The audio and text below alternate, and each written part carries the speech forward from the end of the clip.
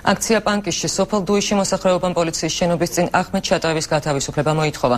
აქციის თითქმის 2 საათს გრძელდებოდა. აქციის მონაწილეები ამბობენ, რომ ჩატაევი უდანაშაულოა. ადგილობრივების თქმით, მოთხოვნის დაუკმაყოფილების შემთხვევაში აქციას უკვე იუსტიციის სამინისტროთან გამართავენ. პანკის ხეობის სოფელ დუიში აქცია 2 საათზე მეტ ხანს გაგრძელდა. აქციის მონაწილეები ახმედ ჩატაევის განთავისუფლებას ითხოვენ. ხეობაში ამბობენ, რომ იგი უდანაშაულოა. მისი დაკავება კი ყოფილი ხელისუფლების მიერ პოლიტიკური ნიშნით მოხდა. ჩვენ ვითხოვთ ჩვენი უკანონო პატიმარის ახმედ ჩატაევის განთავისუფლებას.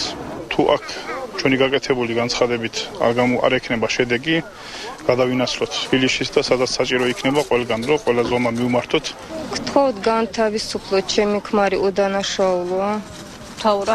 ახალ მთავრობას გთხოვე, რომ განთავისუფლოს.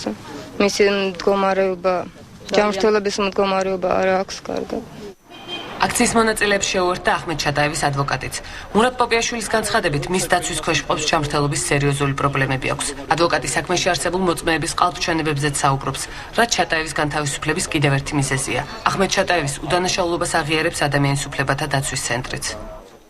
გამოძიებას აქვს სათანადო მონაცემები მის თაობაზე, რომ მოხდა ჩხეკის ოგმის ფალსიფიცირება, რომ დაკავების პერიოდში ჩატაევს არანაირი სახის იარაღი არ ჰქონია ხელყუმბარები, არ ჰქონია პისტოლეტი და შემდეგ.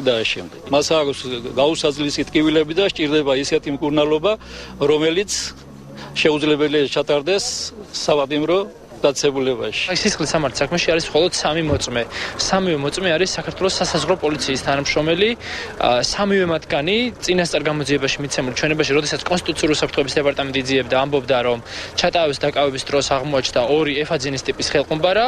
ჩვენ როცა გავესაუბრებთ, ანუ არჩევნების შემდეგ მათ ეს ჩვენება უარყვეს და თქვეს, რომ კუდში ზეწოლის შედეგად მოაწერეს ხელი ასეთ ტიპის ჩვენებებს. ახმედ ჩატაევის წინააღმდეგ საქმე სისხლის სამართლის კოდექსის 236 მუხლით არის აღძრული, რაც იარაღის უკანონო შეძენა, შენახვასა და ტარებას ითვალისწინებს. ჩატაევის მორიგი სასამართლო პროცესი 6 დეკემბერს თბილისის საქალაქო სასამართლოშია დაგეგმილი.